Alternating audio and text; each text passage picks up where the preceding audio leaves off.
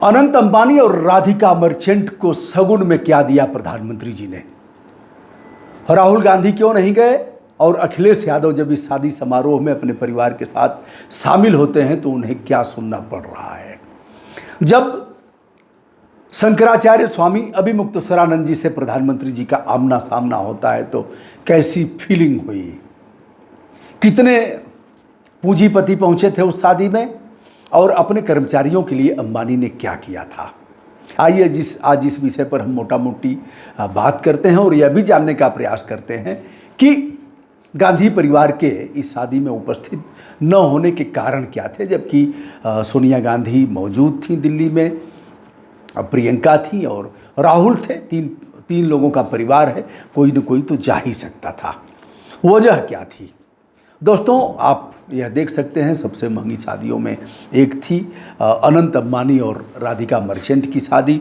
इस शादी में स्वयं महत्वपूर्ण लोगों को इन लोगों ने जाकर के निमंत्रण दिया था।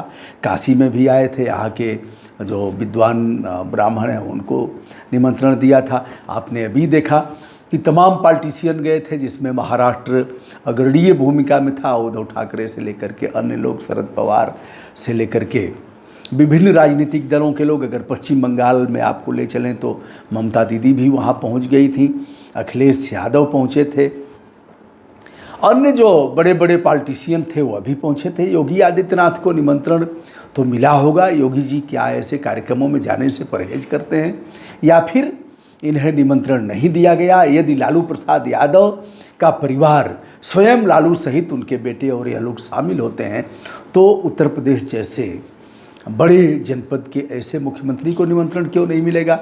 और मुख्यमंत्री निमंत्रण में गए क्यों नहीं? रामभद्राचार्य जी से लेकर के और स्वामी अभिमुक्तेश्वरानंद जी, पूज्य शंकराचार्य और भी शंकराचार्य गए थे। तो योगी आदित्यनाथ तो धर्म नेता के साथ साथ राजनेता भी हैं, वह क्यों नहीं गए? ऐसे तमाम विषयों पर आज हम बात कर रहे हैं। और प्रधानमंत्री जी ने पूरा समय दिया, 2 घंटा 40 मिनट। जब बच्चे आते हैं प्रणाम करने तो इन्होंने आशीर्वाद दिया और एक ऐसे आप देख रहे हैं वीडियो में शगुन भी दिया। उस शगुन में क्या हुआ, क्या था, यह समझ में नहीं आ रहा है।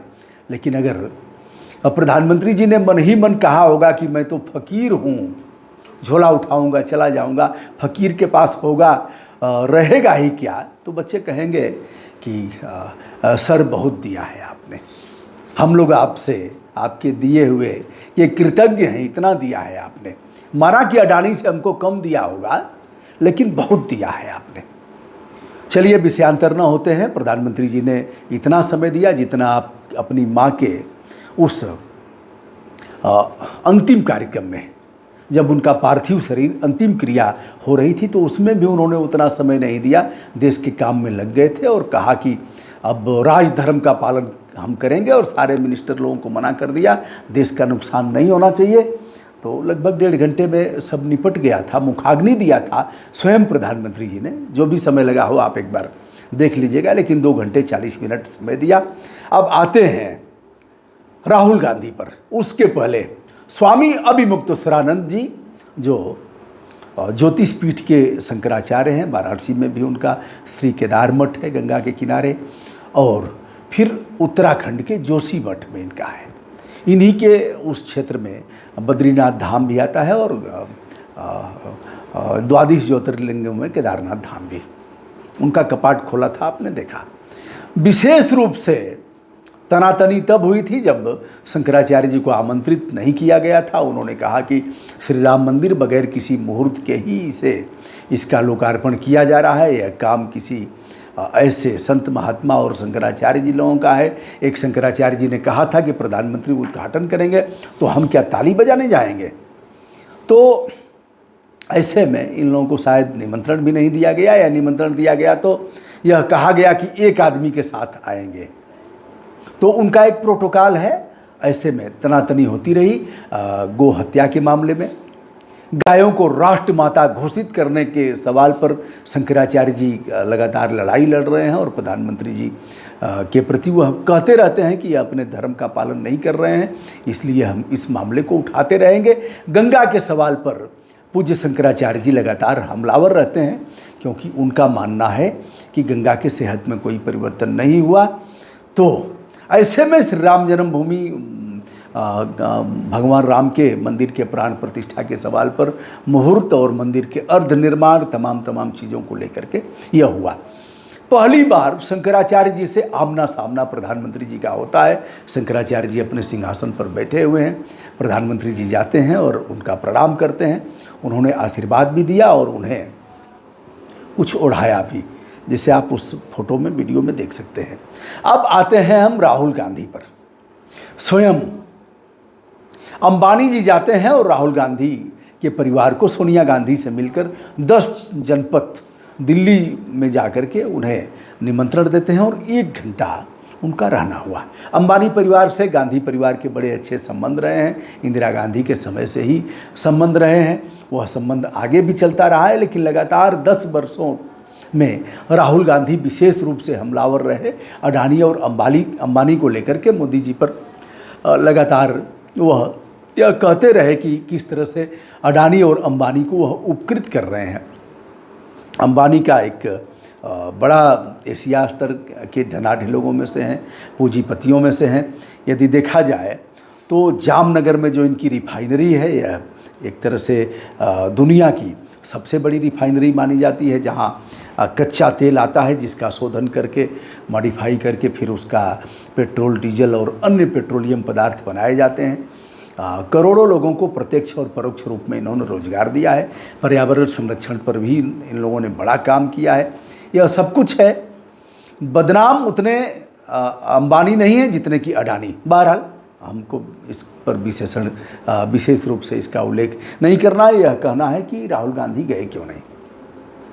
क्या राहुल गांधी इसे आगे भी भुनाना चाहते हैं कि हम नहीं गए, ऐसे लोगों के शादी विवाह और ऐसे समारोहों का बाइकाट करता हूं, हम नहीं जाएंगे।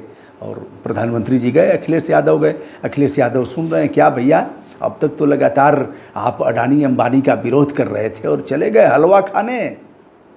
अब गांव में एक कहावत है, भैया पत्तल चाटे चल गिला, बिना न्योताओं का पत्तल चाटे जाइए, फिर कहेंगे हम तुम्हारा पत्तल चाटने नहीं आएंगे। इतना हमको वह समझ लिए हो क्या कि हम तुम्हारा पत्तल चाटने आएंगे, तुम्हारे दरवाजे हम आएंगे खाना खाने के लिए? हम भूखे हैं क्या? हम पेट रख करके कुछ ऐसे तैसे कहते रहते हैं। अब संभव है राहुल इस चीज़ को भुनाएं। राहुल जा सकते थे, सोनिया भी जा सकती थी, सोनिया गांधी, और प्रियंका भी जा सकती थी, लेकिन तीनों परिवारों में से कोई नहीं गया। यह रहा तात्कालिक घटनाक्रम। ऐसे शादी विवाह और सार्वजनिक समारोह में लोगों की मुलाकात होती रहती है।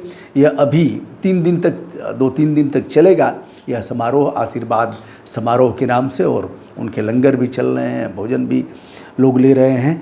तमाम अपने जो भी उनके कार्यकर्ता हैं अंबानी के, उनको मीठा गया है। हल्दीराम के मिष्ठान है, नमकीन है, और उसमें एक सिक्का है।